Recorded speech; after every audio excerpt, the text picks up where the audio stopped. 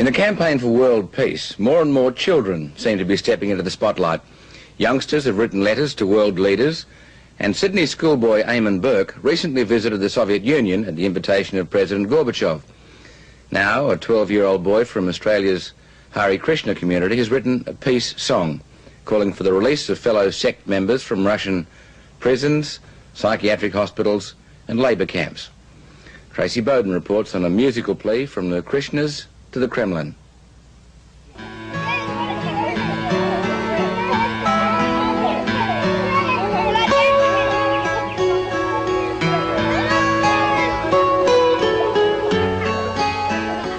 These children are growing up in the idyllic surroundings of the Hare Krishna farm at Murwillumbah in northern New South Wales. But they're learning that for followers of their faith elsewhere, there are harsher realities. What do you know about the Soviet Union? Can you think of anything you know about the Soviet Union, Prahlad? It's cold. It's cold. It all started in a history lesson. The subject, the Soviet Union and its treatment of Hare Krishnas. All of devotees have been put in concentration camps and hospitals where they make them a bit crazy. They're not being able to follow a religion of their choice. Just for chanting Hare Krishna they get persecuted. Then the children learnt of the death of a Krishna baby in a Russian jail. The baby's mother was in a concentration camp, and the baby was only allowed to see her mother 1 hour every day, and she just died. We thought that if we wrote to Gorbachev and if we wrote a song for the world, that it might help in a little way.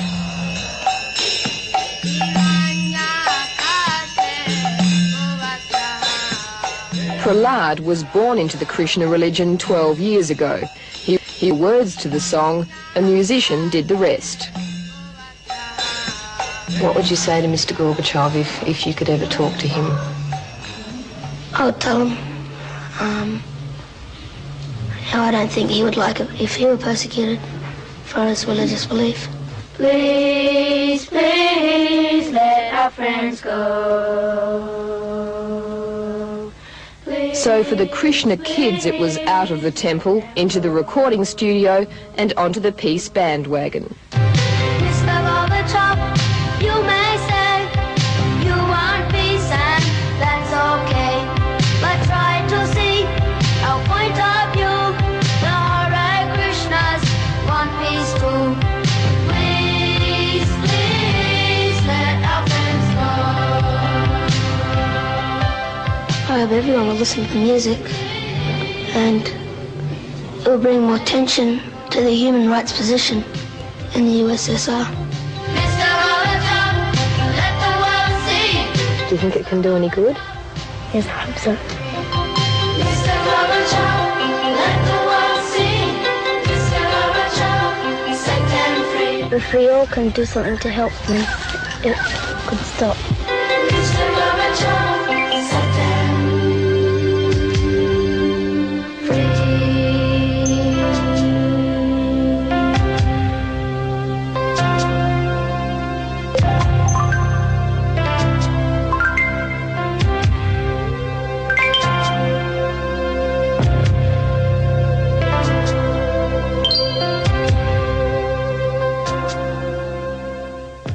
Tracy Bowden reporting. That single will be released later this month through EMI, and a follow-up single is planned called Surprise, Surprise, Mr. Reagan.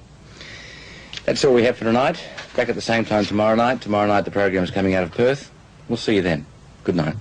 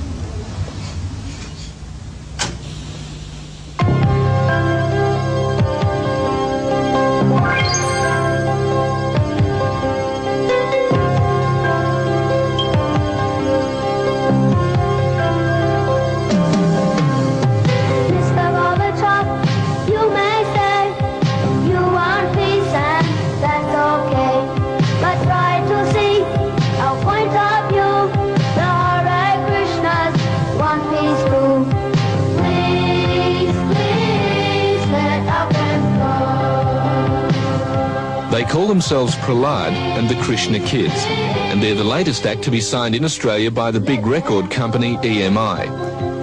It may be a little unfair to compare them with Australian Crawl, Pseudo Echo and other names signed in the past, but EMI says the song Please Let My Friends Go has definite commercial potential worldwide. I looked at it as a commercial proposition. Secondly, there was nothing wrong about what these kids were trying to achieve. I'm not a Krishna devotee, this is not a Hare Krishna company, but there's a bunch of kids that believe that some of their family, if you like, are being held in Russia. It's religious persecution. On top of that, it is a very attractive little song. The kids sing it extremely well, and it has a broader appeal, I would think, outside the Krishna circle.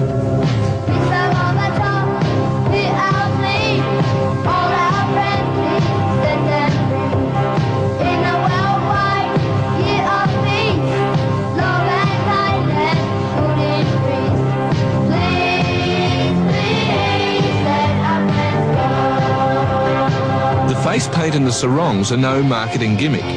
These children belong to a new generation of Australians born into the Hare Krishna faith. They believe as their parents believe. Prahlad's song, for which he wrote the words but not the music, is a plea to Soviet leader Mikhail Gorbachev for the release of 25 Hare Krishnas imprisoned in the Soviet Union for their beliefs. Though the recording contract with EMI and royalties from worldwide record sales could amount to many thousands of dollars, the star-to-be seems to be in it for all the right reasons. Asking Mr. Gorbachev to let our friends be free and freeing the Soviet Hare Krishnas from being persecuted simply for their religious beliefs. To help other people as well? Yes, the song's for everyone. Hindus, Jews, Muslims, everyone. The ritzy pool area isn't normally made available to followers Prahlad's age. Neither is this chandelier-filled room built for the sect's spiritual leader in Australia. But then Prahlad is on the brink of contributing to all this, in spirit at the very least. It's called Hare Krishna World, 330 hectares of lush farmland near Murwillumbah in northern North Wales. The sect paid $80,000 for the property 9 years ago. Today it's claimed to be worth $3.8 million. Hare Krishna, Hare Krishna, Krishna Krishna, Hare Ram, Hare Ram, Hare Krishna, Krishna Krishna, Hare Ram. Rising each morning at 3:30 to begin their day of rituals means these children see little of the outside. Hare Krishna World has its own school complete with live-in teachers. Okay, pack up now. We're going to do some reading. Prahlad, can you read from Ingenious Inventions? We'll start from page 29. Professor Craze was excited. He was about to test the splosh-o-matic. Many of the community's 100 or so parents have enough money to send their children to India, where Hare Krishna high schools have been established. At the Amazons, at an EMI has grown big by backing winners. And if their parents are anything to go by, Prahlad and the Krishna Kids seem certain winners.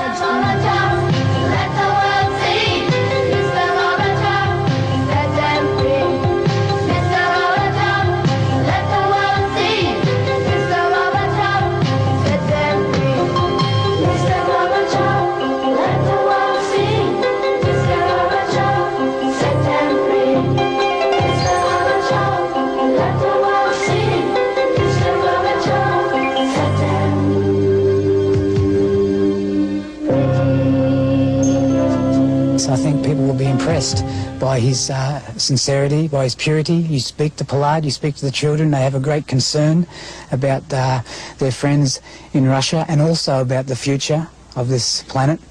I mean, it's their future that we're talking about, and it's not only them, but it's also, you know, it's all, in fact, Prahlad is more or less calling on all children. Not just Hare Krishna children, all children to write letters to either Mr. Reagan or Mr. Gorbachev to establish a far better world where people like Hare Krishnas can practice a religion of their choice. The project's executive producer, Gary Anderson, may be new to the recording industry, but he's an old hand at turning ideas into money for the Krishnas.